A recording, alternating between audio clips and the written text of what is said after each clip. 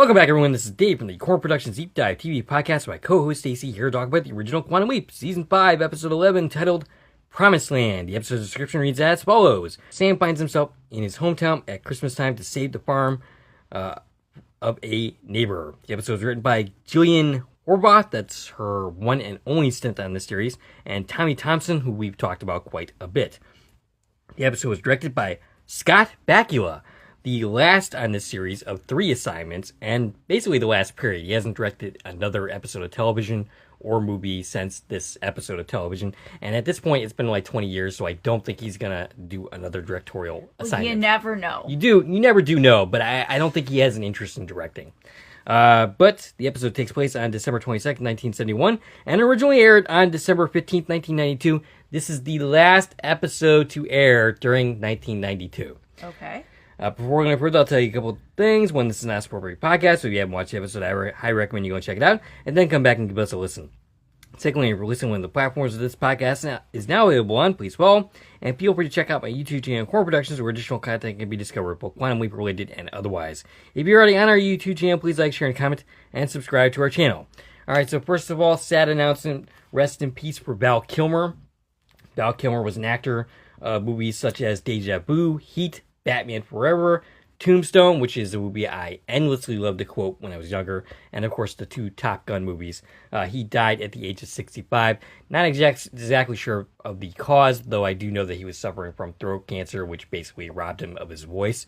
I'm not sure if that was his cause of death, but he did have that illness at one point. Shoutouts this week, Mimi Gallup. Mimi Gallup wonders how Sam will remember Sammy Jo as his daughter when he leaves again. He swears out at the end of the episode that he's gonna. I'm thinking this is basically just a case of wishful thinking. Yeah, because, I mean, he doesn't end up remembering. He does not. Because he never brings it up again. Maybe on a subconscious level, he does actually remember the fact that he does have a daughter. Maybe on the same subconscious level that he remembers that he has a wife. Doesn't perhaps remember enough to want to go home. Right, yes. Right. And she asked the question, what does Donna think of Sammy Jo? That's a very interesting question. Well, what does she think? It's a question I asked Deborah. Yes. In our interview with her, and she pretty much said she hadn't thought of that. Yeah. So.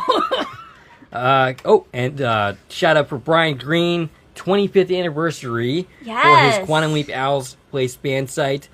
He put up a video. You and I are both in it. I'm honored to, of course, be a part of it. So congratulations to him. You should definitely check that out. Check out that video if you haven't already. We are going to provide the link for that, so you can go check it out. Yeah, it's a very, very, very good video. Mm-hmm.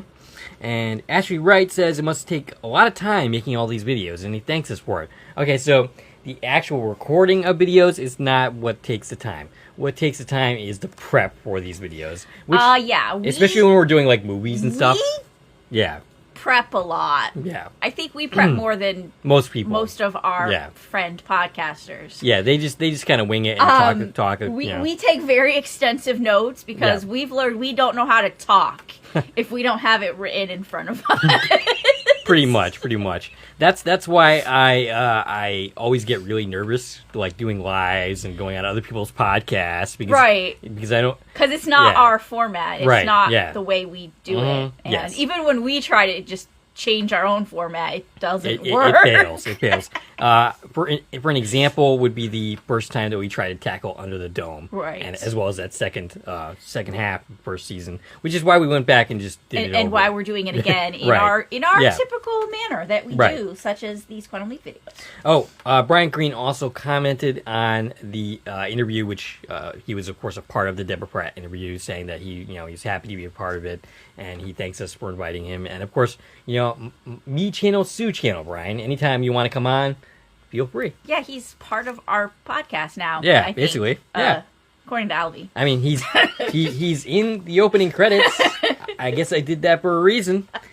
Brett Halliday, regarding the interview, said, to the VIP guest, that would be Deborah Pratt, the original Quantum Leap means a great deal to me and will always hold a special place in my heart. However, my heart was broken once the reboot came along after waiting too long before Dean passed away and not assuring that Scott would be a focal point of the reboot.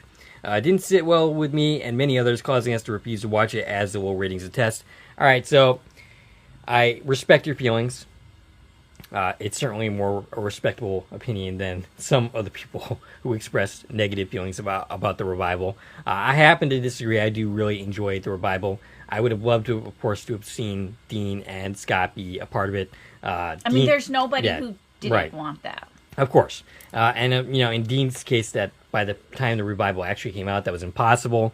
He's right, they did way too long. And in Scott's case, he elected not to do it, perhaps for the very reason that he was not going to be a focal point of the show. And, that was Scott's decision, and I respect him for it. It's something that's been speculated on lots and lots. And the truth is, we as fans are never going to get the full story of exactly what went on behind the scenes. But all we can say is, we have to respect people's decisions on what they want to do and not do. And at the end of the day, he was not interested in being a part of that project, and so he wasn't. And it doesn't mean nobody wanted him there. Everybody wanted him there. And I'm sure in some ways he wanted to be there too. It just wasn't the right time.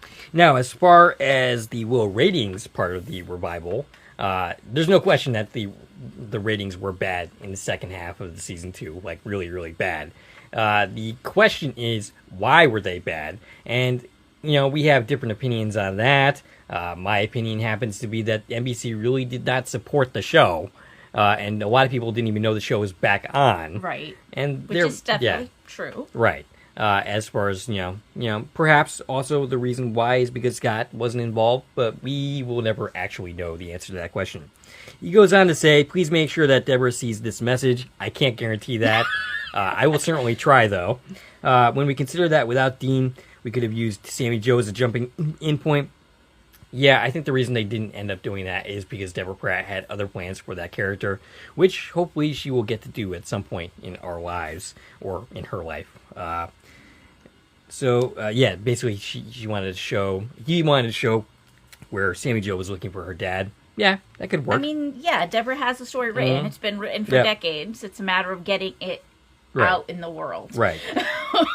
Still could have done similar things to what I heard they tried to do to make it fresh without straying too far away. Thank you for the response to my comment. And I've watched several episodes of your show, and now he's a new subscriber. Thank you, Brett Halliday. I hope you will continue to watch and comment. Yes, welcome to the channel. Perferia from Reddit commented on the interview. Part 1 and 3 were pretty good of the trilogy, but Part 2 had some uneven writing where Sam, I remember, was acting out of character. Your take on that? Sam forgot he had a character in that episode. He lost his mind a little bit. Yeah, yep. He was in love. It happens. So, Damon. Shout out for Damon from the Phantom Entanglement podcast. I had appeared on his show to talk about Sliders, Jillian of the Experience in Season 2. He finally dropped that. I will provide the link for that show so that you can watch it. You got a lot of links to link to. You're going to forget. I'm probably going to forget. if it's something you're interested in and I haven't done it, remind me in the comments. All right, so that's it for shout-outs. Stacie, your thoughts on this week's episode. Okay, Promised Land. I have such weird feelings about this episode. And I want to talk about all of this. Obviously, that's what we're here for, but... Okay, so this is the second official Christmas episode behind A Little Miracle. But really, when you think about Quantum Leap Christmas episodes, at least for me, this is always third on the list. It doesn't even occur to me that this is a Christmas episode. It falls behind the Christmas episode that wasn't even a Christmas episode at all, which is It's a Wonderful Leap. And we talked about that quite a bit during that episode. Yes. Didn't air at Christmas time, does not take place at Christmas time. But you would swear it's a Christmas episode based on a million different factors. Mm-hmm. And why it takes place in May, I will never understand. Never, ever, ever understand. Because they're constantly talking about it being the end of the year. Everybody's wearing winter coats. It's got all this Christmas, mythos in it. Mm-hmm. And it's not a Christmas episode. Right. So yes, that's a better Christmas episode than this one, which literally was a Christmas episode. It takes place December 22nd. It was their, like you said, the last episode to air of the year. It was their holiday special. Yeah. And it falls flat on being a holiday episode. So, it's funny because This feels more like a run-of-the-mill Quantum Leap episode than most of the season has, and I don't mean that in a bad way. Right. It's not off the wall like a lot of the episodes have been. It should be a special episode with Sam returning home. Exactly. But the episode doesn't treat it like it's a special thing. Okay, so it has all of the makings. When you look at, when you make the bullet points, has all the makings. It should be one of these highly regarded classic episodes. We make these lists of, the can't-miss episodes, the super important ones, the season finales and premieres, and all the ones that, when the revival was airing, and we're giving lists to people who hadn't ever seen the original of, well, which ones can't I miss? We had all those lists. And when you look at this episode, just, conceptually, it feels like it belongs on that list, right? It is a holiday episode. It's a personal episode for Sam. Goes to his hometown. It's full of all these memories about his family.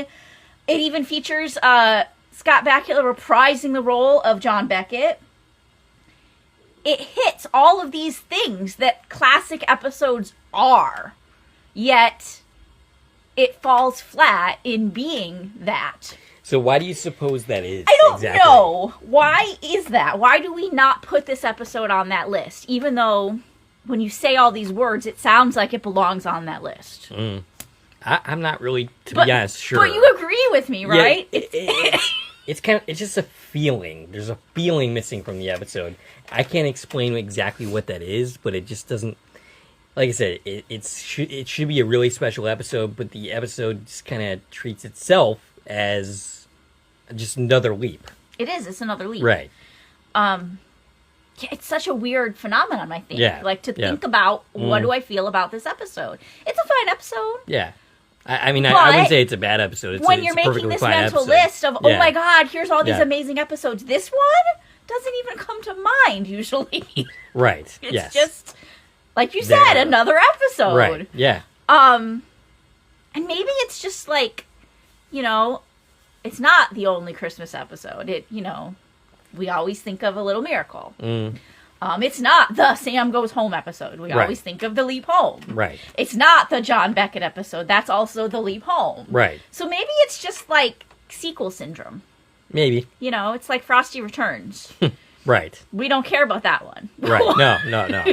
I mean, I think it'd be a little bit different if Sam had leapt into himself again.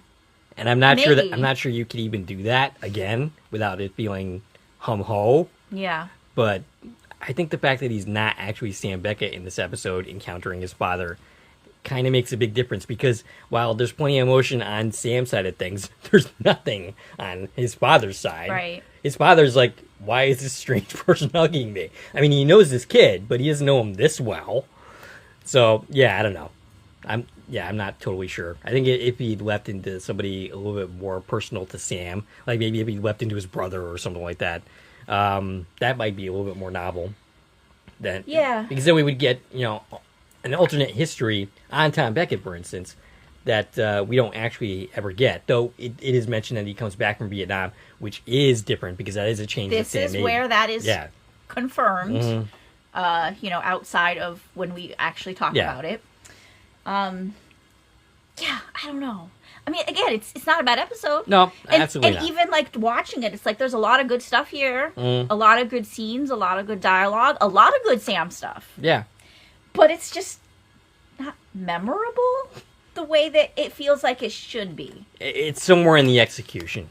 Maybe. And I'm not even sure I can finger point where is the problem. But another interesting thing is that I found this episode a lot harder to, when we were talking about the cast, matching up who's who in the episode. I think maybe that's part of it. There's a lot of people in this. Yeah. It's kind of a bottle episode, right? We're just in the bank the whole time, for most of it. I mean, we do leave a little bit, but for the fact that most of it's taking place in one room, there's a lot of people involved. Right. And we're introduced to these people without actually knowing who they are for quite a bit of the episode, until they're actually officially introduced. It would have been tighter if we had less people in this room. Maybe. And we got to, know them individually a little bit better. Perhaps. Because, yeah, I did have that problem, too, matching up. And I had to go back, and I'm like, and the other teller, and then, that other one. Yes. And then, 20 minutes later, when I learned their names, I'm, going back and trying to, piece it together in my earlier parts of my notes. Right, yes. That was a problem that I had. And even, in my who's who, I'm like, the pregnant one, the rude one.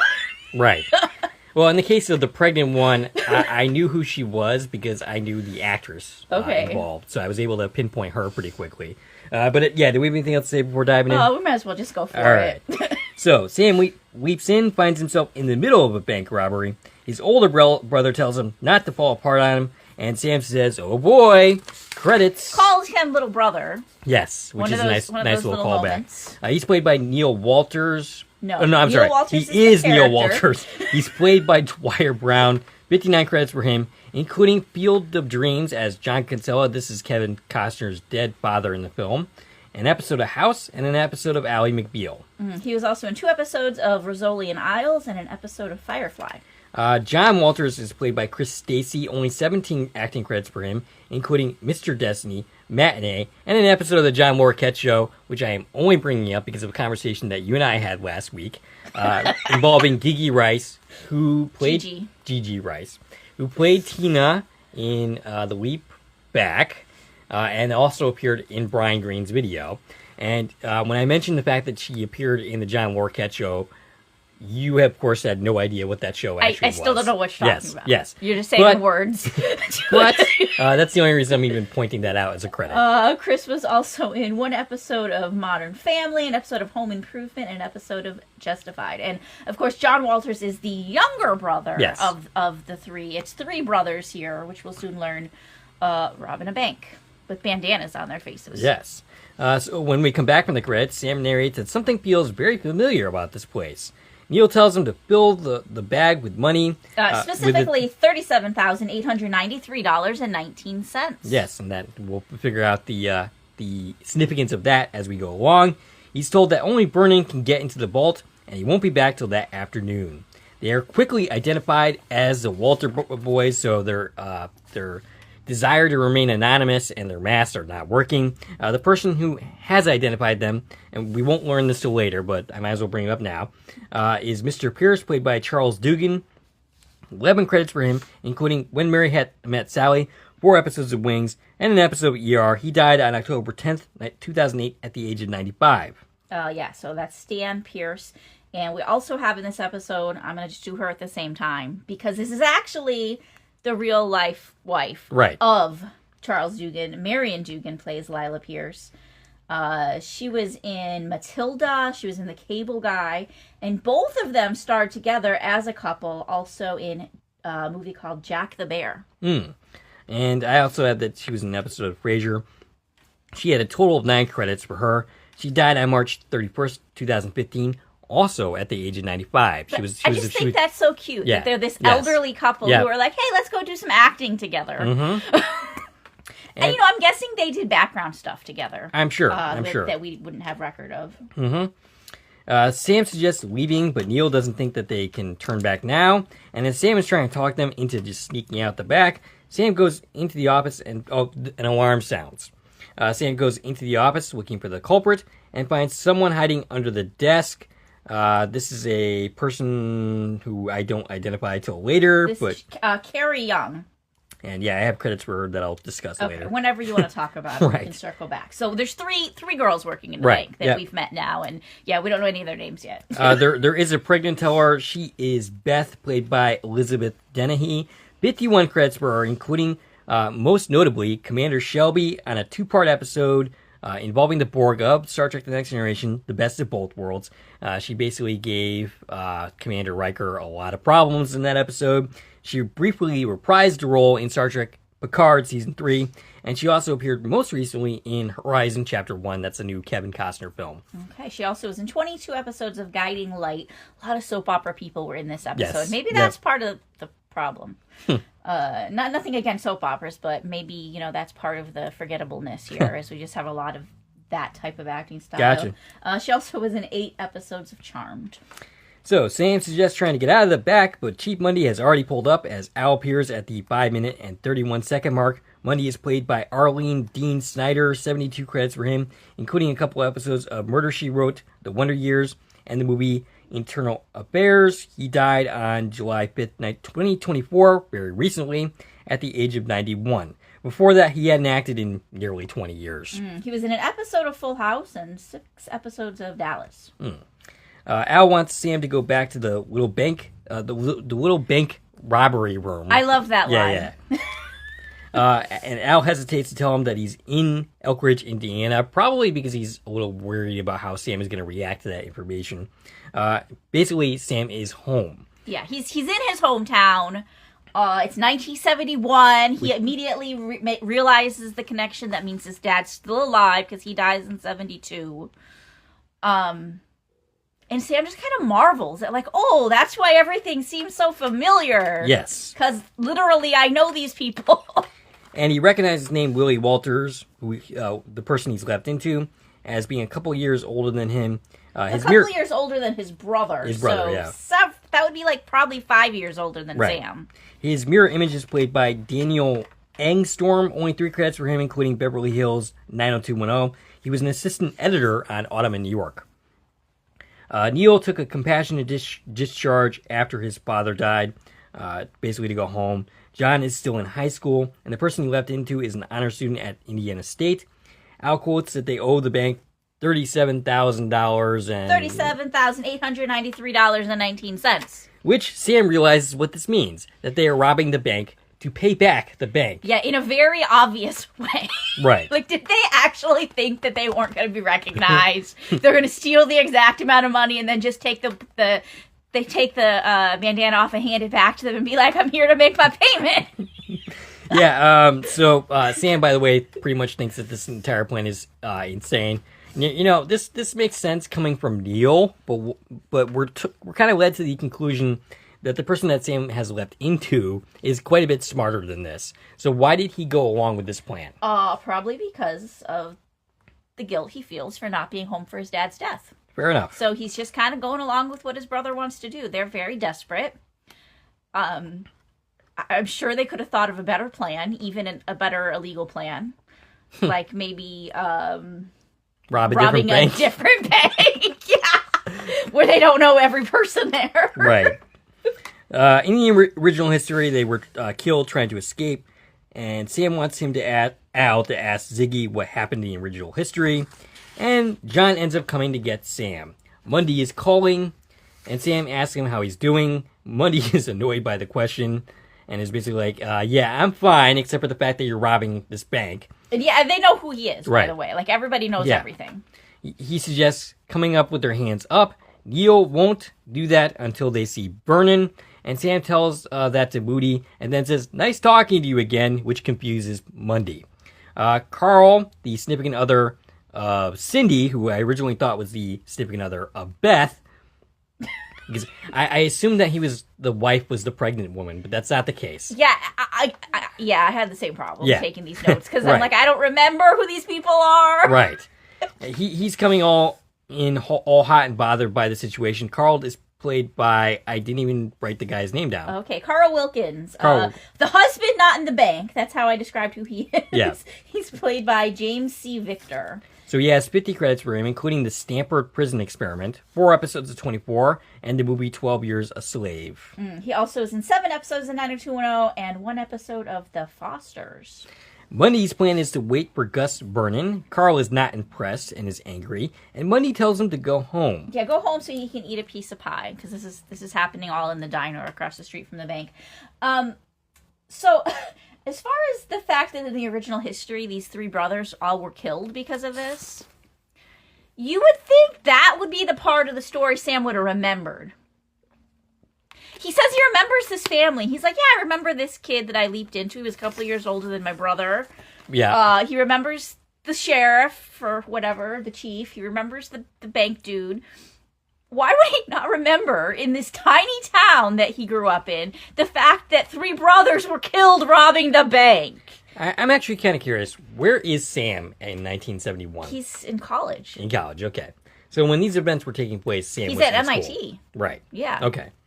But this is one of those things that, like, it would have been a big deal. Right. Like, the Yes. town would have talked about it for years and years and years and years. You know what I'm saying? Yes. Like, Yeah. this should have been the thing he remembered when he's remembering the name Willie Walters. Yeah. It should have been like, oh, God, I remember, like, there was some drama and, you know, the bank, and they died. Right. That's the part he should remember about this family, not, oh, yeah, he was a couple of years older than my brother, and they had a farm, like my dad's down the street. Yeah.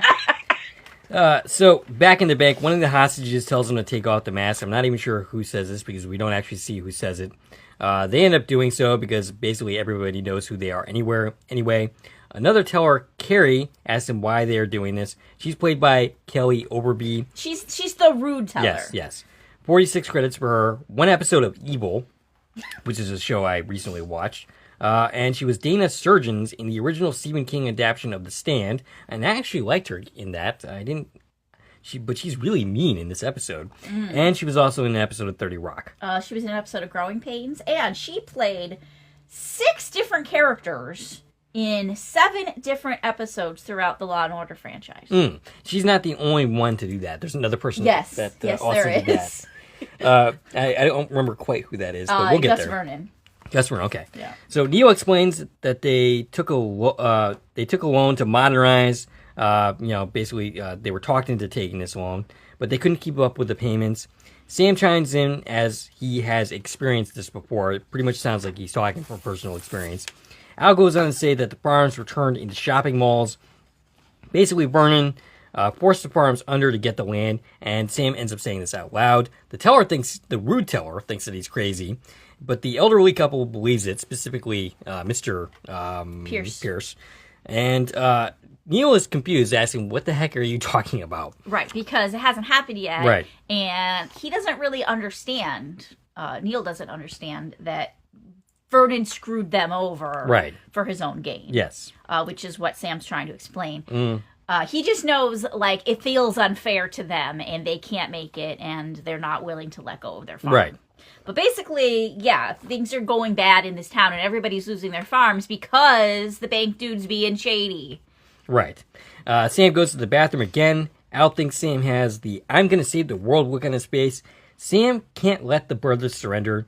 And he says, it doesn't matter if you kill a man with a gun or pen. In the end, he's still dead, which is a very good line. Sam says he's home and he's going to stay right here. Yeah, because he says there's a 73.9% chance that if he surrenders, he leaves, but Sam doesn't want to leave. Also, those are some pretty low odds compared to what you would usually expect. They are kind of low. Yeah. Yeah, and he gave odds earlier. Let me see, because we didn't say that part. Let me see if I can point out the number in my notes that I didn't say before.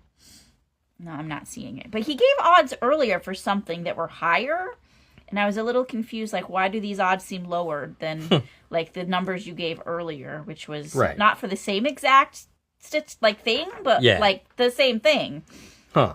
I'm not seeing it now. Okay. Oh, well. Sam says, why would he want to leave? He's home. Al tells him that he's there to save the brothers, right? So you gotta turn yourself in, right? But Sam says he can't. I found it. It was an 88.9% chance he's here to see that the brothers surrender.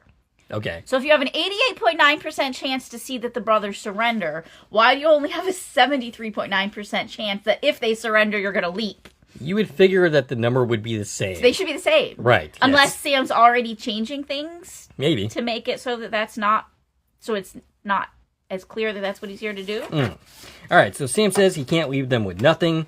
Al interjects and says, but Ziggy says, and Sam emotionally tells him to forget about Ziggy. And Al's like, all right, forgetting about Ziggy. I mean, that's, you know, pretty typical. Yes.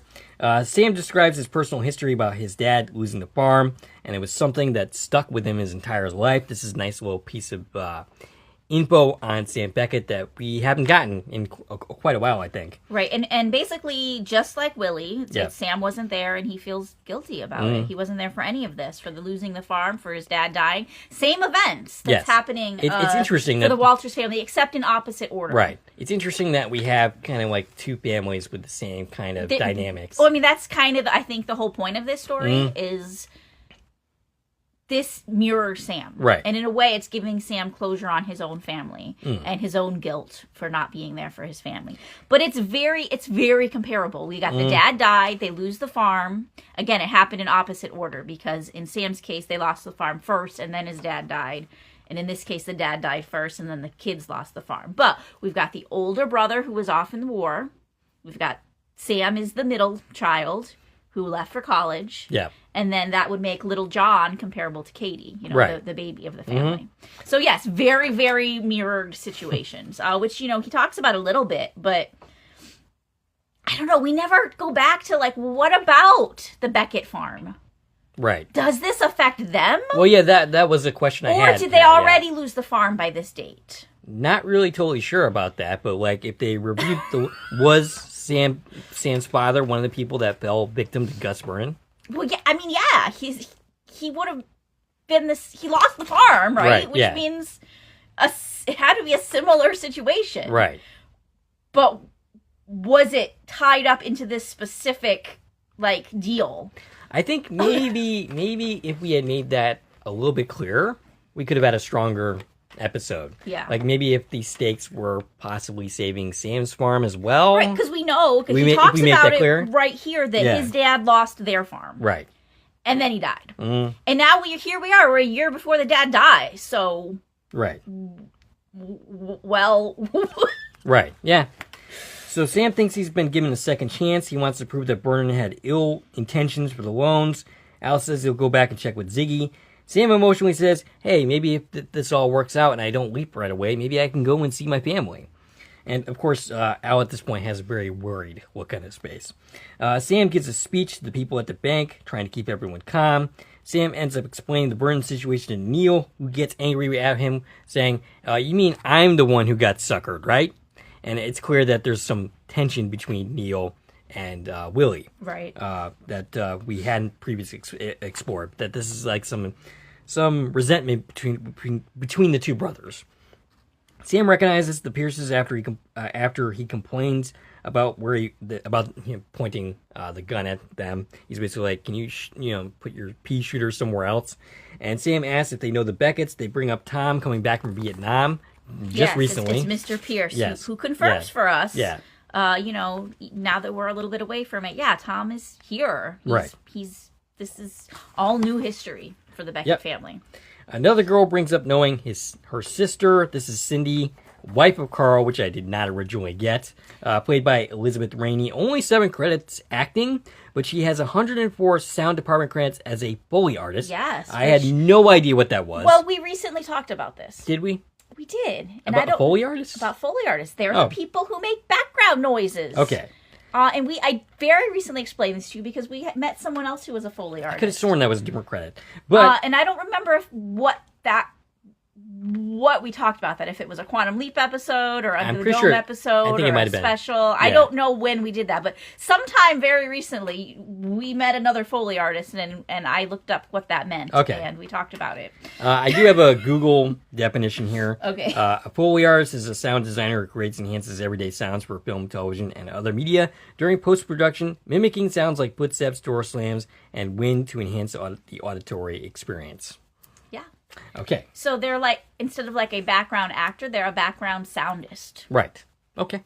And so the next time we encountered a Foley artist, I can't claim that I don't know what that is because... Well, I mean, you did now because we already had this conversation very recently. I think feeling very deja vu here. I have goldfish memory. I don't remember anything anymore. So the two tellers almost get into a fight. There's some tension between the two of them. Beth is speaking ill of Vernon while the other, Carrie, defends him. Yeah, so basically it's insinuated that Carrie is having an affair with Vernon. Right. She's sleeping with the boss, and that's why she's kind of on his side. And the pregnant one, who's the pregnant one? That would be Beth. Beth just really doesn't like this woman. Right. Yeah. And, basically, Carrie is essentially a company woman. She's all like, it's just business. Disregarding the fact that there's a human cost to this type of business. Right. She doesn't care about that, whereas Beth is a little bit more empathetic to the situation.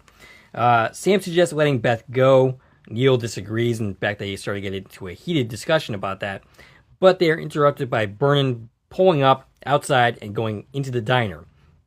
Vernon is played by Jonathan Hogan. 34 credits for him, including 3 episodes of House of Cards, 17 episodes of As the World Turns, and a couple episodes across the Law and Order franchise. This is what we were talking about before. Yes, 7 different episodes across Law and Order franchise, playing 7 different characters. Right, wow. So tied for the number of characters with whoever the other one we said was. I lost it. I think that was probably the one who played Carrie. Yes, Carrie. Kelly Overby. So, tied for 7 episodes each, but Carrie was only 6 characters. One of her characters had 2 episodes, so I think she wins. Gotcha. Okay. So, Vernon ends up going to talk to Mundy. Mundy's basically, like, pretty much indifferent to the situation. His tone... Basically, Vernon's tone is very hostile. And then we meet the Walter boy's mother, Mary, played by Lorraine Bozoff. 59 credits for her, including a Star Trek Voyager episode, as 7 of 9's grandmother in the 7th season episode, Arthur. She was also in 6 Feet Under and NYPD Blue. She was in 1 episode of American Horror Story. 4 episodes of Party of 5, and she was in the movie Heart and Souls. That one's on my list. Love that movie. The list of things you want to cover eventually? Eventually. Okay. So she's angry with Vernon, saying a whole way of life is dying. And she specifically mentions that she's like, the crime that was committed was murder, which of course confuses Vernon. Yeah. And she's basically like... or Mundy, rather. Mundy, yeah. He's basically like... She is basically like that a way of life was being murdered, not an actual person. But in doing this, a lot of people are going to die. Because, when you lose everything and you end up, with nothing, then in a lot of cases you end up dead. Right. And I think that's the thing is, she's supporting what her sons are doing. Yes, absolutely. She's not here to talk them out of it. She's like, yeah, you suck, and I'm happy that they're doing this, and I fully support it. Trouble. Yep. But it's funny because Mundy's like, well, what are you doing here, Mary? Where else would she be? Why wouldn't she be here? Yeah, she keeps telling people that have a personal stake in things to go home. Like, okay, I know your wife is in a bank robbery, but just go home. Yeah, she's Don't a worry about it. Yeah, it's fine. Right. Let me eat my pie. And then he definitely Mary has a Walters, very... why are you here? All 3 of your sons are in there holding guns, and this is a really scary situation, but you shouldn't be here. Right. I find Mundy's attitude to be kind of strange. So, and basically, it seems like the people in the diner also support what the brothers are doing as well. Yes, everybody's clapping for what Mary said. Yeah. And the whole town's kind of like on one side. Yeah. Right? Yeah. Nobody thinks they're doing something bad. Right. By standing up for themselves here. Right. Meanwhile, the tension between the brothers grows. Neil and Sam end up getting into it. Neil says things that strike a chord with Sam. In fact, I think he forgets for a moment that he's even Willie at this point. He's talking as himself. Yeah. He's personalizing this weep to a much larger degree than he does in any other weep. Sam says he didn't know their dad needed him, and Neil says didn't know or didn't care, which earns him a punch from Sam. This is Sam genuinely being angry. Right. Once again, forgetting the fact that he is not Sam Beckett in this moment, and he's punching... Probably, maybe whoever would say this to him about his own father. Right. So he's getting very emotional. Sam asks his little brother how he's holding up later on. And his little brother, John, recounts the story of how Neil stopped working at one point, went to their father's grave, and then started talking about how proud he is of Sam and what he's doing and how he got out. Willie, yes, Willie, specifically, yeah. Kind of have to distinguish it in this case. Yes. Al appears. John admits after a little bit that he was in fact lying, that he is in fact scared in this situation. Sam ends up talking to Al, and Sam speculates that there might be something at Vernon's house to prove that he basically intended to... That he was in with the developers. Yeah. Because there's no official link, but they just kind of know. Right. And they're looking for proof. Yes. Sam needs to get out of there, and Al suggests a diversion, and then Beth enters the bathroom, and this is fortuitous timing for her. Sam explains the plan to Beth. Carrie ends up arguing against it, and since it pisses her off, Beth ends up going along with it. I'm sure that's not her only motivation, but I think it helps. It was definitely like, oh, you think this is a bad idea? I'm in. So Beth goes outside and does a very bad job of pretending to be in labor, but the whole situation works, and Sam manages to get away. Yeah, so she creates the diversion, and they're pretending they're doing hostage release, right? She pretends to go into labor. Everybody kind of runs to her side, and the guard that was blocking the back door was distracted, so Sam was able to get out. And we see Carl watching, and inside the bank, John asks Neil if he thinks that Willie got away, and Neil is basically really moody at this point. He's not in the mood to talk. No. And yeah, we saw Carl sitting in his truck with a gun of his own. Yes. So that can't be good news. No. Sam runs, and he's really struggling. He realizes he's 10 miles from his old home, and Al says, no one could blame him if he kept going. And this is a really interesting bit of character growth. Yeah. For one, Al is not trying to talk Sam into doing anything. He's basically like, if you want to go and do this, nobody would blame you. He's at a crossroads. Literally and figuratively. Yes, yeah. He has to choose. Is he going to stay on task with the leap and do his job, or is he going to go visit his family? And it seems to me like Al is almost kind of testing Sam here a little bit. And, this should be, again, this is one of the things, it's just a moment in this episode, and it's very forgettable unless you're sitting here taking notes on it. Right, yes. But when you look at it, this should have been a really powerful moment in this series. This is really the precursor to Mirror Image. Right here. You have to make the decision. Right. Are you going to keep leaping? Are you going to do the leap? Right. Or are you going to be selfish and do your own thing? And, spoiler alert, he decides to...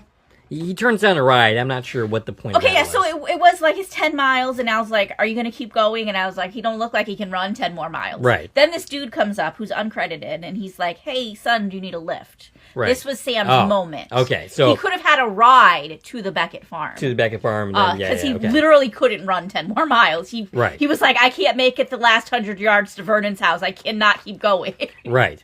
But yeah, he turns down the ride, and he decides to go to Vernon's house. So, Sam ends up falling into Vernon's house as he's trying to break into it. Al is not impressed by his breaking into people's houses skills. And I feel like the door was probably unlocked. It's a farm town in the 70s. Did you try the door? It would be really funny if, hey, by the way, my door was unlocked. But he gets into the lockbox. Oh, actually, no. He sees a lockbox. He hasn't quite gotten into it yet. But he thinks that all the evidence... He was talking with Al about Vernon. Right. Sam remembers him, too. That he was also a couple years ahead of Tom in school. Which is funny, because he feels like he's a lot older than He does. Than Willie. Yes. He's not like 20-something years old. Yeah. He's in his 40s. But he's like, he was a couple years ahead of Tom in school. And we learned the random shit that Sam remembers. He remembers that he was disqualified from being class president by stuffing the ballot box. Yes. And, his behavior is consistent. He continued to be a little piece of shit as he went about his life. Basically he finds the lockbox. He's ready to get into it. He's trying to figure out a way to do so when Vernon says, well, what about a key? And Vernon has a gun on him. And, of course, this is a very bad situation for Sam. Vernon ends up threatening him. And he admits. He literally admits to wrongdoing with the loans. But it's like, but you don't got any proof. Right. Sam turns around and says, go ahead, shoot me in the back. That's more your style, isn't it? And he specifically makes a comment about how he hasn't changed much since high school. And Vernon's like, what do you know about me when I was in high school? Right. And I get it. Weird. Yes. Because if Sam knows, why wouldn't Willie know? Right. Because they're basically the same age. They're very close in age. Right, yeah. We know that, Neil was a couple years ahead of Tom. And Sam... So Sam's a little bit younger, but he's in college because he went to college young. So yeah, they have a pretty similar timeline. Yeah. And Sam literally remembers this. So... yeah, Willie should know that fact about him, too. Because apparently, they all know each other and they just know all this stuff. It's a small town, so Right. something like this would be practically a scandal that everybody would know. It's something that literally Sam remembered through his Swiss cheese Right. 30 years later. Yes. So, yeah, I don't feel like it's a stretch that Willie would know it. Right. So Sam ends up getting the drop on Vernon by basically doing his kicking move, getting the gun out of his hands, and basically knocking Vernon out. Sam gets into the box and gets a letter of intent to the developer and does a fake high five thing with Al, which was cute. Sam returns and is intercepted by Mundy. Sam shows Mundy the agreement, and finds basically Mundy is like, this will put Vernon away for years. Okay, there was a scene before Sam gets there that I want to hit on just because there was another actor in this scene. Deputy Martin, who's played by Jim Townsend. He was in an episode of The Wonder Years and 13 episodes of Days of Our Lives. He's got a knock on his head. Oh, okay. So this is a very quick scene at the diner. Deputy Martin and Mundy, where they're talking about shots were fired in the bank, and Mary's pleading with Mundy to do something. And I'm going, did I miss something? What happened in the bank? Right. And we're not supposed to know because we're Right. following Sam, and Sam doesn't know yet. Yeah. But it was this really weird little scene with this deputy that we had wasn't in any other scenes, who suddenly has an injury on his head. Right. So, and then Sam arrives. Gotcha. And that's when they're talking about the letter. Okay, so basically he's informed that what happened with the bank, that Carl tried to get in, that there was some shots fired, that John is injured. Sam wants to go back inside to tell Neil what he's found out, and Mundy doesn't want to let him, but he convinces Mundy to let him do it. Neil, meanwhile, is prepared to shoot Carl, who's laying on the ground. I'm assuming also with gunshots in his wound, in his stomach. They shot each other. Right. And he's basically lying with his fiancée, while John is even in worse shape, a little ways away. Sam enters. Sam didn't think that. Neil did not think that Sam was coming back. Neil thinks that John's dead. Yeah. Neil's not very bright. No. So he goes and looks at John, who is very much alive. Neil is coming unglued. Sam tells him that he got the info on Vernon that he needed, and Neil tells him that he saved them once again, and that Pop would be so proud. Neil says he could never be what his father wanted him to be, and that he was so proud of Willie. And Sam says he was there when their dad needed him. In the end, it was his face that he saw, not his. That moment belongs to him. And he tells him that they should get their brother out of there so that, he can live.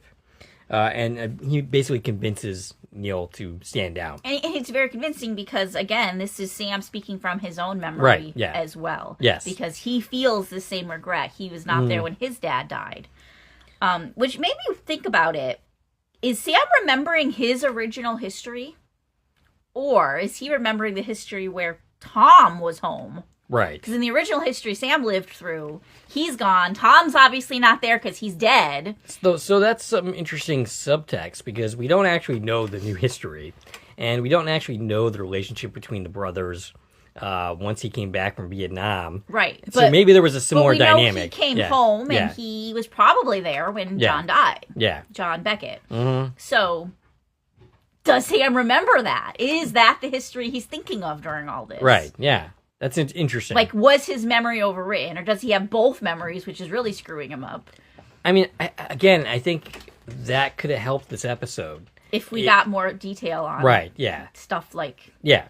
Stuff happening with the Becketts, other than these weird allusions to it. Right, yeah. So Al tells him that Wilkins and John are fine. They both live. Byrne is convicted of bank fraud. The state banking commission reviewed the loans and reversed the closure notices. Though I'm kind of curious how exactly that works, because if they're still in debt, are you just getting more time to do this, or maybe even the loans canceled? They just kind of said the foreclosures were undone. Yeah. I'm not sure exactly how that helps if you're not gonna be able to catch up. Maybe they refinance them. Maybe better terms, perhaps, or something, because they were unfair loans. Right. Another bank probably stepped in and treated them fairer. Right. And during this whole scene where Al's explaining all this, we can see that Carrie's giving Vernon the cold shoulder. Yes. So she's been turned around. She has some redemption where she realizes he's kind of a piece of shit and she maybe shouldn't be. I think maybe before she thought that Vernon was on the up and up, and now she realizes that he's basically a criminal. Yeah. So that kind of changes her tune a little right. bit. But yeah, John and Willie get off with probation. Neil is convicted of aggravated assault. He ends up serving 5 years, and he ends up getting shot in an alleyway in 1977. Sam is very upset by this news. He's like, well, like, what did I do this for if he's just going to die anyway?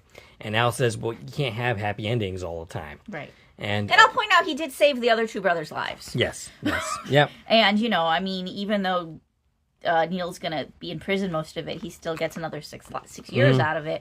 But yeah, we quickly, we aren't going to deal with this. We're not going to fix this. We're just like, oh, never mind. And then we move on right to this next scene. So, basically Sam is, going on and on about this when he notices someone.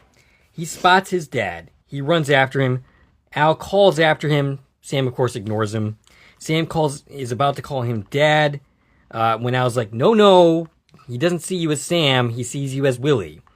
And Sam is finally listening to Al at this point. He says that he's who he actually is. Apparently, Sam's Beckett father is completely oblivious to the fact that there was a robbery. Yeah, so John Beckett had just, and again, this is Scott Bakula. Yes. Doing both roles. Beautiful scene. Yeah, this actor, Scott Bakula, he'll go on to appear at least 4 times in the Corn Productions Deep Dive TV podcast. Those are the most important credits. Nothing else he ever did mattered. Just kidding, of course. What was I saying now? You threw me off. Sorry. Okay. Yeah. So John, right before Sam approaches him, he was talking to somebody on the street, right? Maybe he was shaking hands with somebody, saying hello. He's doing his shopping.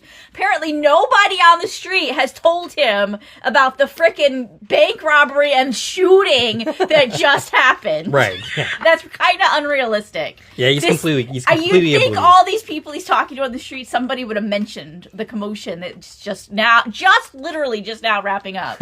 Yeah. Right behind him is the police and people being the guy going arrested. to the hospital. Right. But he's just like, oh, yeah, Willie, how you doing? Right.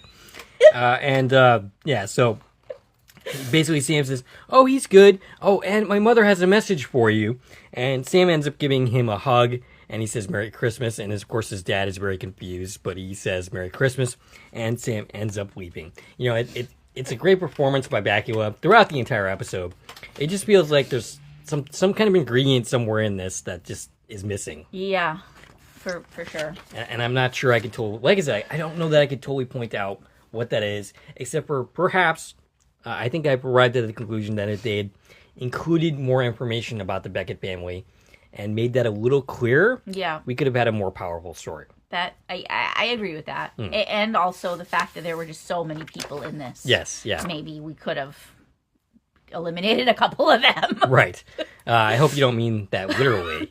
They didn't need to all be there and all have sub-stories happening, taking away from what are we actually talking about. Right. Yeah.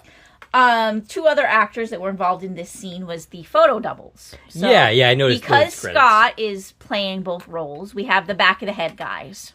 Right. So the photo double for John Beckett, which means when Sam's talking and we're seeing the back of John's head, that was Kurt Andon. He was actually in another episode of Quantum Leap. He was Man in Suit in Good Morning Peoria. Ah, okay. He also was in one episode of Melrose Place and an episode of Dallas. Mm-hmm. And then Sam's photo double, so when we're watching John Beckett, and we have the back of Sam's head, that was Gregory Paul Jackson. He was in one episode of Port Charles. He was just in a 2024 film called Starcross. Interesting. And, it's one of the kind of production oopsies that's mentioned in all the different places that talk about this episode, is that this Sam's photo double doesn't look a whole lot like Scott Bakula. He has a very different head shape, and his hair's different. Right. And if you're watching too closely, that does not look like Sam. Right. I'm gonna have to take a better look at that because I don't actually notice that. But yeah, I probably only noticed because I had read it in multiple places, so I was looking at it. Mm-hmm. I mean, I don't typically... My suspension of disbelief is usually stronger than that, where I'm not picking things apart and being like, oh, that's a double. Right. It's all the time in television, yes. right? Yeah. It's kind of interesting that they got actual credits for these guys. Yeah, that is interesting. But I think it's maybe has something specifically to do with the fact that it was, the double role for Scott. I don't know, but they literally got credit in the episode. Nowadays, you would kind of do this with split screen, as opposed to the way they did it in this episode, which is, you don't actually... No, we still have back of the head doubles all the time. I mean... For some reason, they're not credited? They're usually not credited because they don't talk. Gotcha. They're just a back of the head. Gotcha. Like our friend Jamie Maguire. He was a double in Lock and Key. Yeah. For, just some dude that had red hair. And he got to play him in, he said it was a scene where he was in a car. Yeah. And if I recall what he's talking about, it's because the actual actor was doing something else in the scene because it had some weird magical stuff happening where he was in two places at once. But, anytime you have that, where the actual actor can't be the back of the head, right. And it's not always because there's something weird going on with, multiple people or actors. It's just, scheduling. Yeah, this actor can't be here today to film this side. Right. So they put a double in to be the back of the head. Mm-hmm. I mean, and we're so used to that watching media. Yeah, we often see the back of the head of somebody. Right. And they'll do that, they'll film the sides, right? So we have a camera filming just looking at this character. Then they do the whole scene over again, shooting the other character's face. Yeah. And then they'll be the front view, they'll do 3 cameras. And there'll be 3 separate takes. Mm-hmm. And sometimes it's not the actual actor because they filmed this take on a day when that person wasn't even in the room. Right, yes. So this is kind of like that, except they had to because it was both Scott and they were literally hugging. So you couldn't just, like you're saying split screen, how Parent Trap. Yes. Like that style, where you'll have all of these scenes where they're both in the scene, but they're on opposite sides of the room. That's more like what you're talking about. Yeah. But still, they'll have these intimate scenes where you'll see the back of the head, and that's a double. Gotcha. Anyways. Let's see. We did hit everybody in this episode that got credit. There were a lot of people that didn't get credits. Like the waitress in the diner, she had lines. We had no credit for her. Yeah, I did notice that. I couldn't find the guy any that of them. offered Sam a ride, we didn't get a credit for him. Yeah. Very strange. There was a theory, and I don't buy it, but I think I remember reading this on Quantum Leap, the forum, in AlicePlace.com, that the person who drove up was actually John Beckett, but I don't really believe that. But, no. Yeah. What? Yeah, I'd read that. He would have noticed if that was his dad and talked to him then. Yeah. But, he was not credited. There's some people in this episode that were not credited. There were 3 or 4 people who definitely had lines but didn't get credited. Which is another reason why it's a little strange that they didn't get credits, but the stand-ins did. Yes. So, I don't know. I'll never fully understand credits. Right, no. It's all contract stuff, but it just feels so inconsistent sometimes. Yeah, definitely. All right, do we have anything else to say before concluding? Just a little snippet of where we're going. Sam leaped into A Tale of Two Sweeties. Yes, which Alpha mentioned is one of his favorite episodes of Season 5. I like that episode. Yeah, it's not like a classic, amazing episode. It's kind of a cute little funny episode. Yeah, it's a fun episode. It's a weirdly toned comedic episode, given the fact that the subject matter. Yeah. Yeah, I think I'll have fun with that one. Yeah, though. yeah. It's another one where there's a lot of people in it. Mm-hmm. Including the return of Donald Belisaro's son. I forget his name off the top Michael of my head. Belzero. Michael, he's in that one. He's in several episodes, of course. Yep, and he's in at least one other. He's in the finale as well. So, but we've already met him a couple of somewhere. times. Yeah. He was in the 4th season episode, the 2nd episode of the season, the baseball one. Yes. The name is escaping me at the moment. We'll have full credits when we have notes in front of us. Right, yes. See our earlier comment about how we prepare. Yeah. And listen to the end of any of our episodes where we're just winging it. Yes. And you can see what we're talking about. that we're just like, that time and that thing. And where you and I know exactly we can communicate that way beautifully, but people don't know what we're talking about, I'm sure, when we do that. Right. No. All right, we'd like to hear from you. What'd you think of this episode? What'd you think of this podcast? Yeah, what are your opinions Yeah. on Promised Land? I really want to hear people's opinions about all the stuff we talked about. Right. About, like, where this fits in terms of your classic episode list. All right, Stacie can be reached at. I can reach on Twitter, X, Instagram, Threads, and Blue Sky at TV and Coupon Talk. If you like this video and want to support the channel, there are a number of ways to do so. You can join the Corn Productions membership for 99 cents a month. I'm not sure why I'm starting with that because I don't usually. You can join the Corn Productions Facebook group. You can follow me on Twitter. You can follow me on Blue Sky. And, of course, you can like, share, and comment on this video as well as subscribe to the channel. This is Dave and Stacie from Corn Productions signing off.